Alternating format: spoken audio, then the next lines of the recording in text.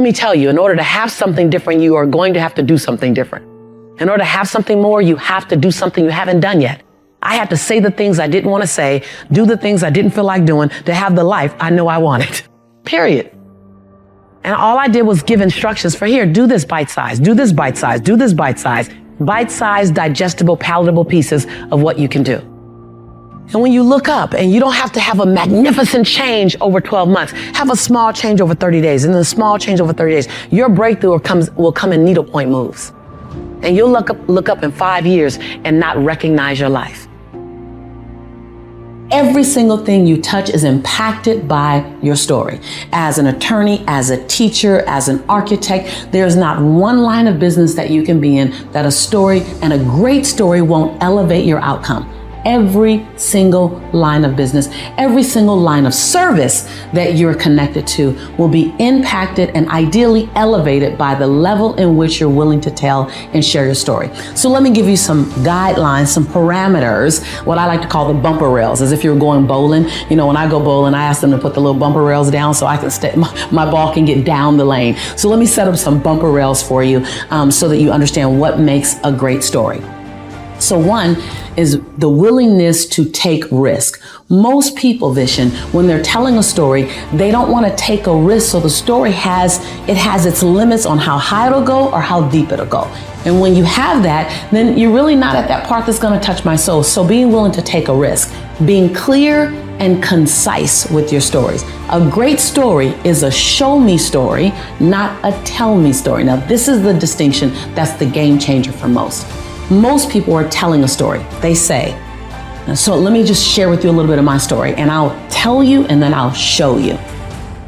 So as I was building my life, there was a time in my life that was very difficult. It was very challenging. True story. Very difficult, very challenging, very uncomfortable. I didn't have a lot of money. I didn't have a lot of hope, and things just looked dismal. At some point, I had to turn my life around. At some point, I made the decision that life had to get better. I'm telling you that. It's decent. You learn about me. Then if I were to show you that story, I would say 6 days a week, I had to eat beanies and weenies.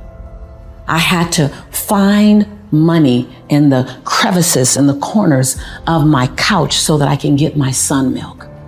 There were times when my heart would beat fast just at what am I going to have tomorrow? At some point, I got sick and tired of my own story. Is this going to be my future? No. I can't handle it. Notice the difference in that second story. I just painted a picture, same story. Now the second one, when you show a story, it's gonna require more of you. It's gonna require you to find the colors. What were you thinking? What were you experiencing? What was going on in your head? Instead of telling me you look for money, turn and point. Now this is anywhere. This is anywhere you are doing anything. I promise you, you become a great storyteller and you will captivate your audience no matter what you're doing. I've captivated investors. I've captivated students. I've captivated educators because I was willing to show the story. I call it unpacking the story, Vishen. Being willing to tell me, what were you thinking? What were you feeling? What were you seeing? Think about a story as an oral movie. And so in an oral movie, think when you're looking at a movie, the first thing they do is they identify what state of time it is. Is it futuristic? Is it in the now? Was it back in the day? You notice that based on what people are wearing, how they're talking. So paint that picture for me. Take me to that environment. Set the backdrop up for me. Show me what you're going through. Instead of saying I was angry, you can tell me you were angry. But when you say the hair on the back of my neck was standing up, I felt the fumes exiting my nose.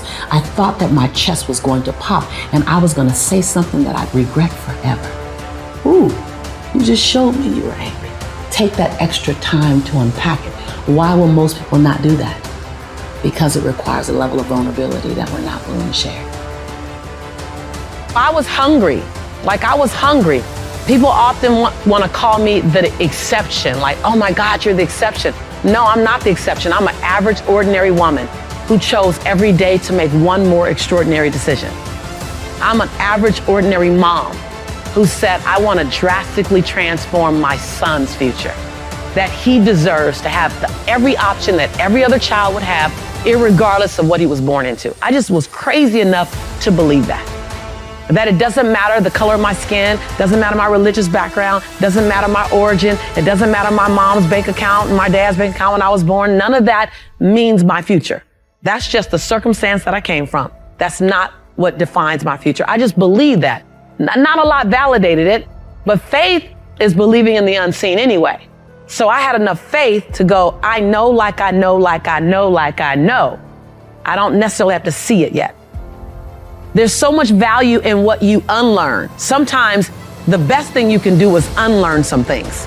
We're always going after learning something new because we're information junkies, because we have all these forms of information coming at us on the internet, coming at us in books, coming at us on the radio, coming at us in television, that we want to learn. But sometimes your biggest breakthrough is in what you unlearn, and then you relearn. Sometimes you have to disrupt your soil, pull your soil up, take that dry dirt that's been planted for years. I know, I've just been knowing this for years. This is what my mother taught me. This is what we've always known. You have to disrupt that soil in order to plant a new seed to grow a new fruit. Yeah? You guys got that? And so I came very comfortably to disrupt your soil. Like, that's what I came for, to disrupt your soil. Not to necessarily keep you comfortable in what you know. Stay comfortable in that. I want to disrupt you in some things that are new awareness to go, oh, wait, hold on. Or new awareness about what you've been doing based on what you've known forever that doesn't fit your future anymore. Because I can guarantee you, every single one of us who wants something different than what we're getting, we're doing something unconsciously from old patterns that doesn't even serve our future. That's when the tongue in your mouth and the tongue in your shoe are going in two totally different directions. And your job is to align them up so that you can move forward in a powerful way. Is that abundance is singularly focused on possessions and money. Right? It's all about what you drive, what you live in, how much money you make.